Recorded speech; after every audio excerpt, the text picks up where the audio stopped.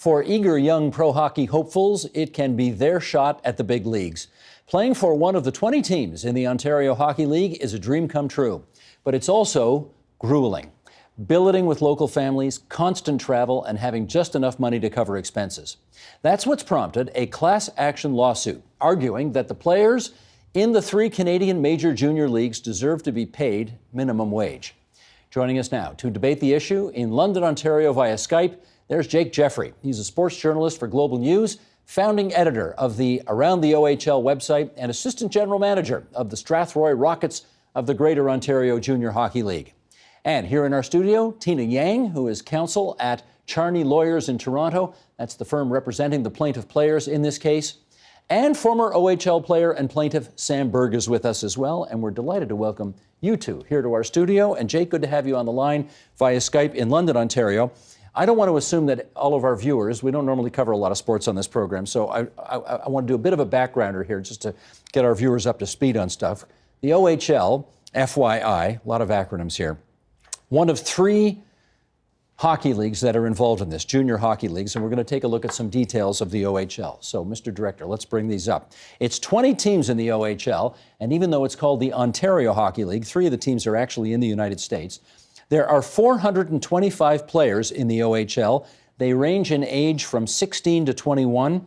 About 20% of the players in the NHL, the National Hockey League, came from the Ontario Hockey League. So this is clearly an important feeder system for the best hockey league in the world. And more than half, 54% of NHL players are from the minor hockey league circuits from across this country. Let's get into this. Sam, why are you suing? So when you look at the OHL and when you look at my experience in the OHL, and I'm sure we'll talk about that more later, I feel there's not enough respect for the players. Really what we're doing here is trying to get more respect for the players in any way that's possible. And right now we're starting, and the bulk of our argument is that players should get paid minimum wage. When I went through, I wasn't getting paid. I got money for gas to go to the rink and for food on the road. So how much money?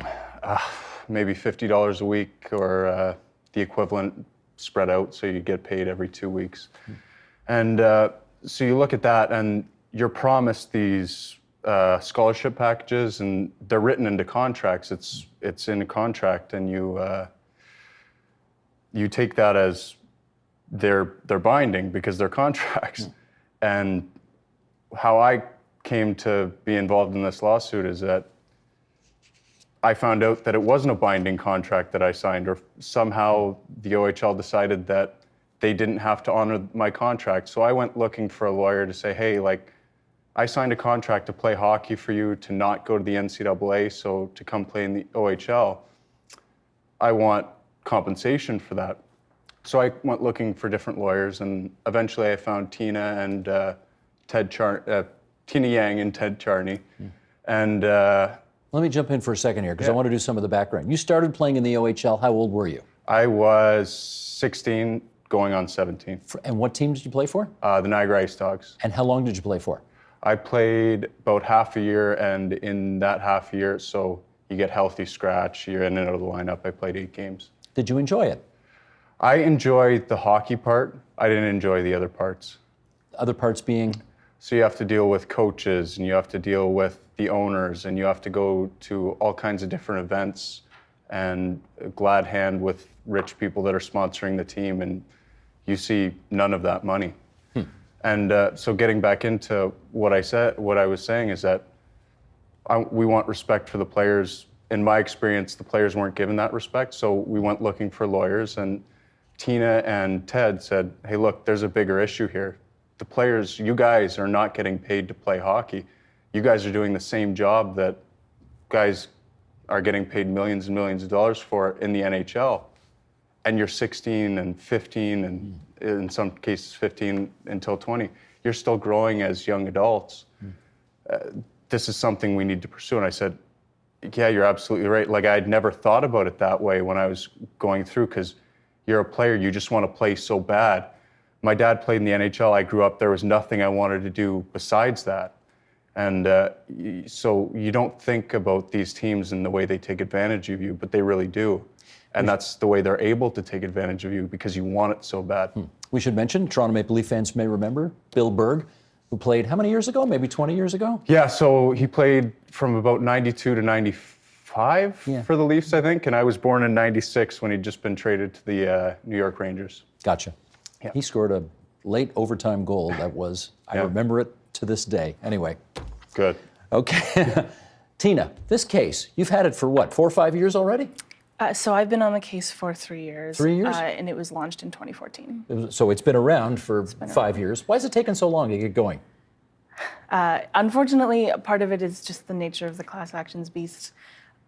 There are certain preliminary steps which happen in class actions that don't happen in regular lawsuits.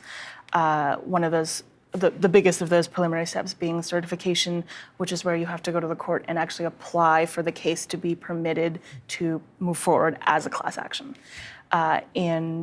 We are still embroiled in the appeal of certification in Ontario. We're actually waiting for the divisional court to hand down their decision from a hearing we had at the end of January. In Alberta, the appeals have been dismissed, and so the certification is final. And in Quebec, we're still waiting for an authorization decision, which is the Quebec equivalent. So a lot of hurry up and wait at the moment. Unfortunately, yes.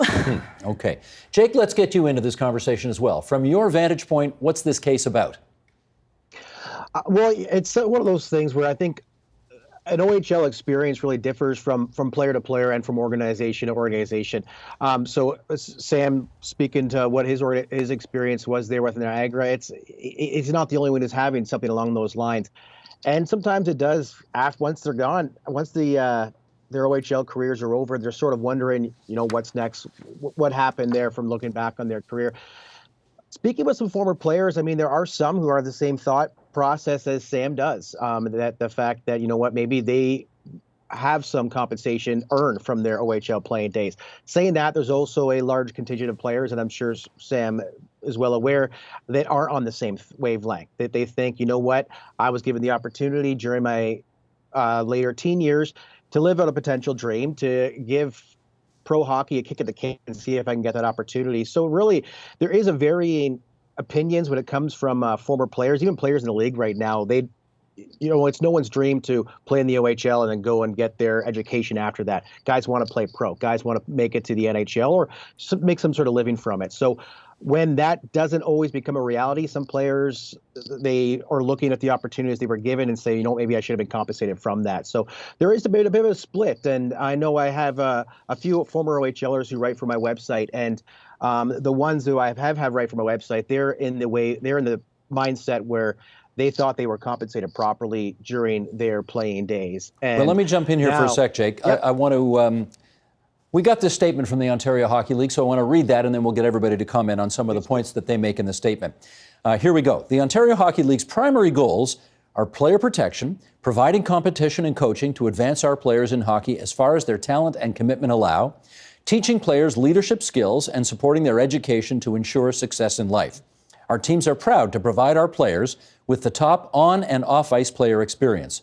The hallmark of the player experience in the OHL is our scholarship program, which provides those players who have completed their time in the OHL a minimum of 1-year tuition, books, and compulsory fees at a recognized university, college, trade school, or career-enhancing program for each year played in the league. We vehemently disagree with the premise of the class action lawsuit and will continue to defend our player experience as the case makes its way through the judicial system. Okay, Jake, what do you make of that statement from the OHL? They're obviously want to build up their education package. That's a big selling point from OHL teams when players want to choose between the NCAA route or the major junior route in Canada is, I still want to get school out of it. And that's something that, Sam had mentioned there. When you're deciding between NCAA and OHL, you have to make that decision at a pretty young age. We should just explain that for a second, Jake, that some people who want to end up in the NHL, there's a bunch of different ways to get there. Yes. One way is to play in one of the junior hockey leagues in Canada. Another way is to go to the States and play NCAA university or collegiate hockey. Yeah. And those are two different, equally legitimate feeder systems. And, okay, sorry, just wanted to put that background in place. Yeah, Continue. absolutely. Well, and the thing is with that is once you play an OHL game, once you are at an OHL camp for a certain amount of time, you lose that NCAA eligibility. So a selling point for some of these young athletes when they're making that choice at a young age is, you know what, I still will get some sort of schooling out of it. Whether they play 1 year, one game, 5 years in the league, they're going to get a little bit out of it. So that's definitely a big selling point from the OHL. And that education package has come a long way to the point where it used to only be offered, even the late 90s, mid 2000s, it was only offered to, the higher end players, and that was sort of a negotiated tactic within their contracts when they signed their standard player agreements. And usually those guys are the higher end guys anyway, so they didn't really want to go pursue those post-secondary educations at the Canadian collegiate level. Now it's everybody. You play a game, if you sign that standard player agreement, you're going to get at least 1 year out of it. So that's a big selling point. Hang on, I got to jump in there for a second. Right. Sam, that doesn't sound like that was your experience. No, and I would actually strongly disagree with the characterization that all players are getting this package. And actually, my experience when I went through was that my contract was signed in the summer, and I played half the season until December with the Niagara Ice Dogs, and found out only after I had stopped playing that I didn't have a valid contract, that the OHL had never ratified my contract. The lawyer says allegedly. Yeah. This is what was said to me from the when we called the league. They said, "You don't have a contract." So I had been playing in the league for 3 months, and how was it you didn't have a contract if you'd been playing for 3 months? That's what I said. So but when they came back to me, they said, "You don't have a contract. You can take what we put in front of you, or you can get nothing." And so I had to take what was in front of me, and essentially it looked the same. It seemed the same, like the wording wasn't very different. But when it came out the other end, apparently I was entitled to nothing. And Tina, how does this make sense?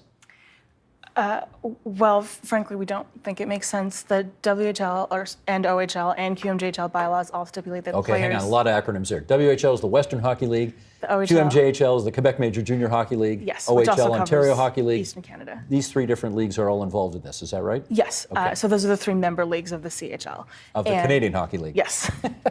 And the bylaws of each of the leagues stipulate that players aren't permitted actually to take the ice for a regular season game without having a valid, signed, reviewed by the commissioner standard player agreement. So obviously we have some questions about what happened with Sam's standard player agreement. Also, I just wanted to note that in general, a lot of these changes to the education package to make it more accessible and to make it more to broaden the scope of the packages offered are quite recent. A lot of them in response to significant outcry from players and fans, because you had players who would play 1 or 2 games on a tryout with an ECHL team, and that voided their entire scholarship eligibility. You had players like Sam, where there were irregularities with their contracts, and despite putting in the time, hitting the ice on behalf of their teams, they weren't getting their education packages. Okay, you wanted to add, Sam. Yeah, and despite all of these regulations, what they have on paper, when myself and my father talked to the OHL, so David Branch and his subordinates, we were told that this was commonplace, that guys all the time play half a season or even a full season without a contract getting ratified by the league. And I didn't understand that at all, because what Jake said is that the minute we step on the ice for the OHL, we lose our NCAA scholarship eligibility. We can't go get a scholarship in the States. So, and that is actually part of what they're paying for when they get the players. They're saying, no, come here, because we can give you all that they can give you and more. Jake, let me ask you this. What are the London Knights worth? I don't know exact dollar figure. It's a privately owned team, so some of that's cut to the chest. I know there's some other teams in the league that they're on their books are a bit more public, but the London Knights, I imagine it's one of the richer teams in the OHL. Would the London Knights be worth more than $1 million? Guessing, I would imagine yes. I would be surprised if it was under that. They make a profit? Yes.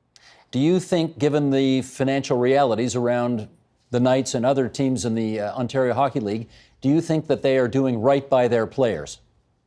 I think it may vary from team to team, depends who's running it and depends who owns it and how much extra money they have to throw around. And it's not paying kids extra money; it's having those extra amenities that goes with having a kid under your control, basically, or you're taking care of these kids as long as they're part of your team from September until whenever your season's over.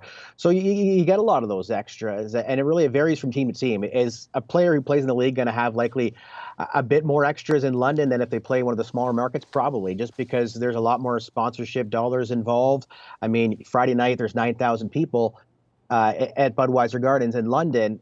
No one else has that kind of consistent fan base as far as people coming in the door game in and game out. So obviously there's going to be a bit more revenue from that, and you're going to make a bit more money just from those sheer numbers themselves. Should the players be entitled to a larger share of that revenue? Well, then it's going to be differing from team to team. And then at that point, I kind of think of, if players deserve a share of their specific team revenue, then if I'm getting drafted as a 16-year-old, you know what? I'm not going to get drafted to any team whose revenue is below a certain mark because I want to get my cut. So that sort of opens up a bit of a can of worms in my eyes, where is a player entitled to the revenue from a specific team, or is it revenue from a specific league? It's sort of that's that kind of my thought on the matter is should somebody who's playing for a team who only gets about 1,500 fans on a night-to-night basis be getting compensated for the same as somebody who has 9,000, 7,000 on a night-to-night basis? That's something that I know I have in my mind. Got it. The Ontario Hockey League actually approached the Ontario government, Doug Ford's government, and said to them, please cut us a break here. We can't pay minimum wage to our Ontario Hockey League players. And this was the response that the OHL got from the government of Ontario as expressed in the economic statement that came out last fall. We'll put an excerpt of it up on the screen here. The Ontario government is committed to protecting amateur hockey in Ontario. To ensure OHL teams have a level playing field, the province will exclude OHL players from the Employment Standards Act 2000 while guaranteeing they receive scholarships for post-secondary education. This change will bring Ontario in line with other provinces, helping to ensure the long-term sustainability of the league. Tina, what is your view of that decision made by the Ontario government? Well, that statement came out about 3 seconds after the open letter from Commissioner David Branch. It was pretty clear to us that the decision had been made, before this all transpired. I don't know if you're aware, but our council team actually put out an open letter on behalf of Sam and Dan, our two representative plaintiffs, and the rest of the class who we represent. How many in that class, incidentally? So the class is different than the number of players who have expressed interest in the class action. In total, from across Canada, we've had several hundred current and former players express interest in learning more about the class action, and so they've registered with us. The total number of people in the class is however many players played in the seasons for which the certification order applies. So roughly from the 2012-2013 season to the end of the 2016-2017 season. Okay. How hopeful were you, Sam, that the Ontario government, when it took a look at this, would come to the conclusion that maybe the players deserve a better break or at least making minimum wage? I'm always hopeful that people will see our side, and because I think it's the right side. But I'm very passionate about this issue specifically because recently I found out that something that's very troubling to me is that employment standards issues are not constitutional issues. And that's a very big issue, and I'm going to tell you why right now. It's because employment standards issues are not a constitutional issue, they can't be appealed to the highest court. So this law is passed. This law is passed by the Ontario government saying we're going to exempt the players. So what could end up happening in this province and in provinces across the country is that we could have the court saying that if we win, we could have the court saying that, yes, these OHL players are employees. And we could have the legislature saying they're employees, but we're not going to pay them like that. So now I pose the question to the audience. Do you work? Do you have a job? I'm sure you do, and I'm sure you work very hard. But if we don't have appeals to the Constitution to Stick up for your rights? to stick up for our rights, auto workers, retail workers, anybody, you can have your rights taken away. Call your representatives at the government level, at the provincial level, at the federal level. Call Justin Trudeau, send letters in. Call anyone, call TV personalities. John Oliver on TV, he does these great deep dives into different things.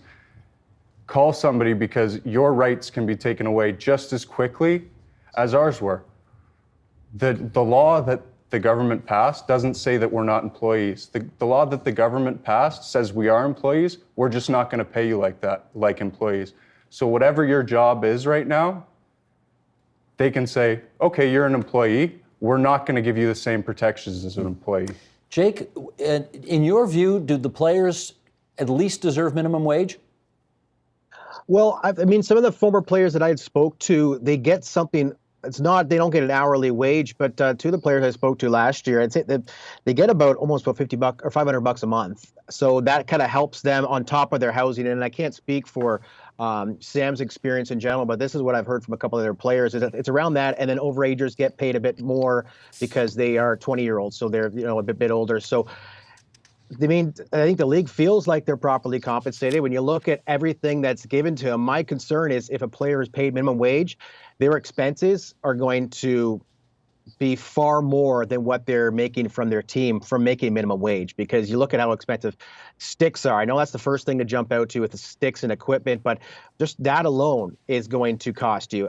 Look at a lot of teams throughout, like with a lot of Knights, for example, they have a partnership with the Blythe Academy. Can I jump in here, Jake? Can I jump in here? Yes, please. Yeah, absolutely. I'm sorry, I really don't mean to interrupt you, but I'm not sure if you're aware of this, but all of the teams that I played for and that I was aware of around the OHL, none of them paid for their sticks, none of them paid for their equipment, skates, anything. They were all on very big and lucrative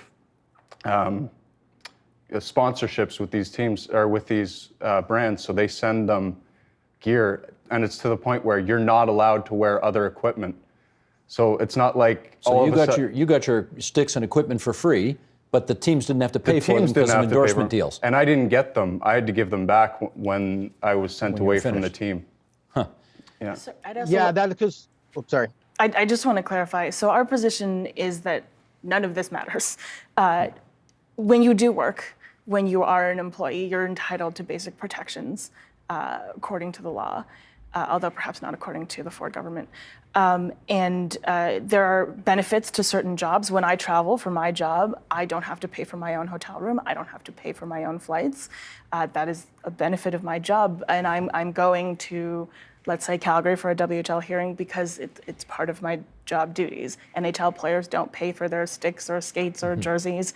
And that's it's a benefit of their job. It doesn't mean they also don't deserve to get paid for the labor that they provide. I get you, but let's acknowledge here that the Ontario Hockey League is not dealing with the kind of dollars that, for example, the National Hockey League deals with. We don't know that, though. The OHL doesn't release their books, and we've gotten allegedly, I'm going to say, the OHL, the CHL as a whole, has boasted that they have more ticket sales than the NBA, the NHL, and the MLB combined. In Canada. In Canada. Because they got more teams.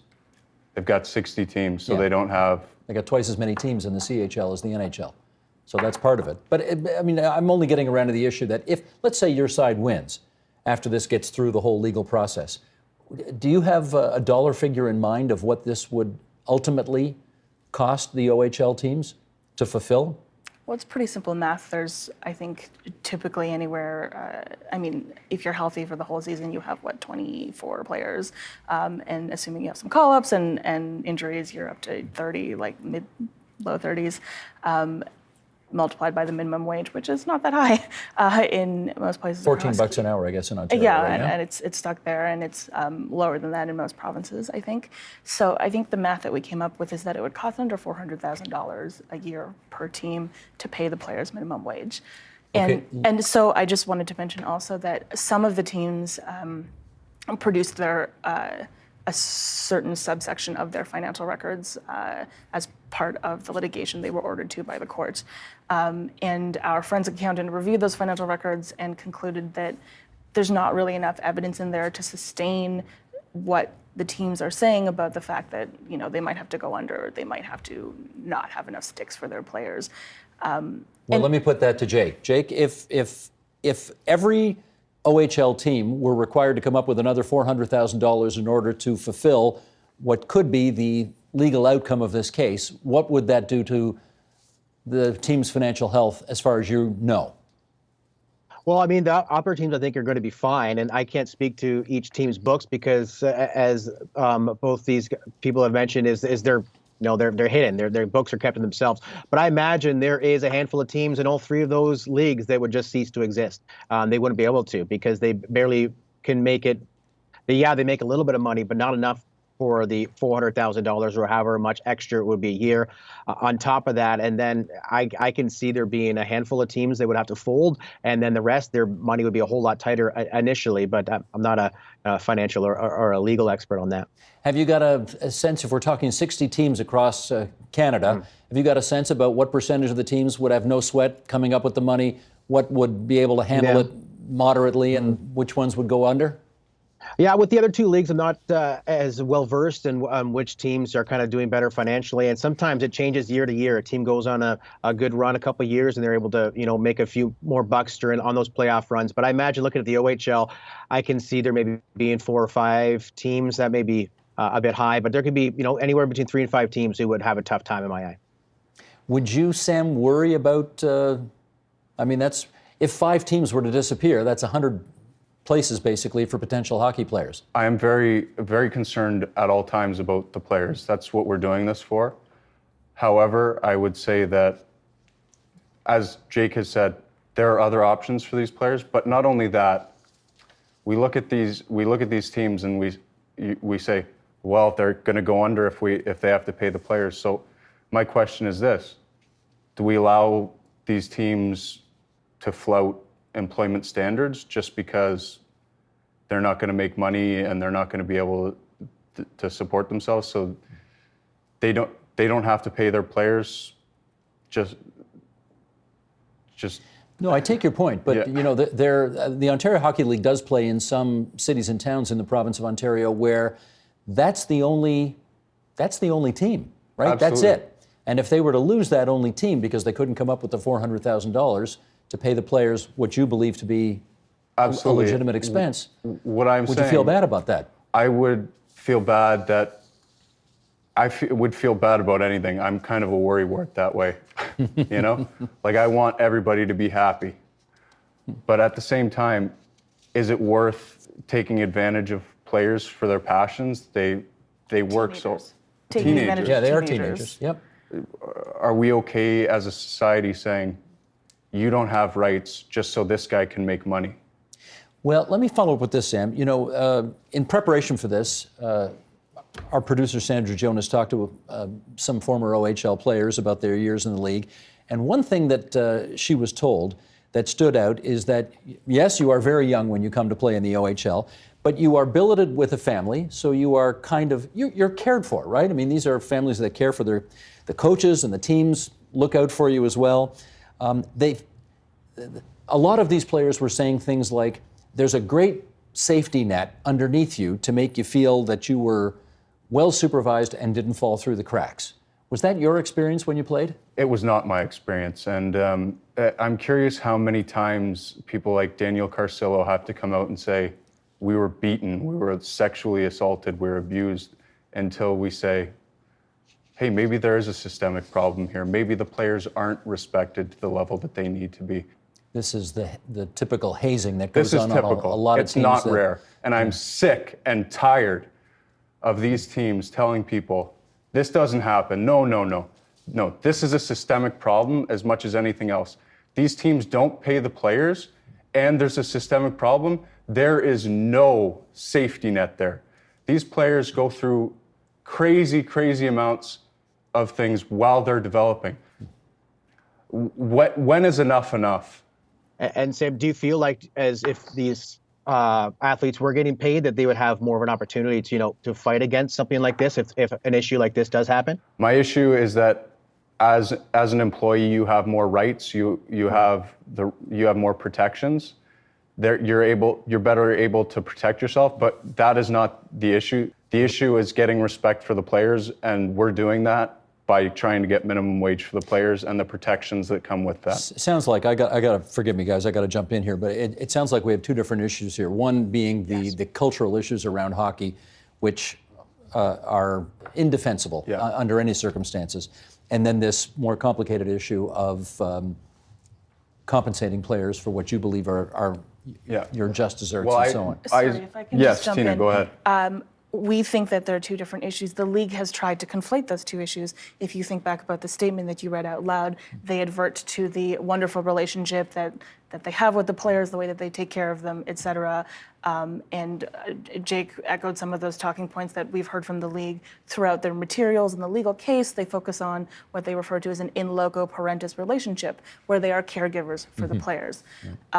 And our argument is that, again, that's relevant to the employment relationship. Really what it is that we're attacking the symptom. So the real problem is the lack of respect. We're attacking the symptom that we're not getting paid.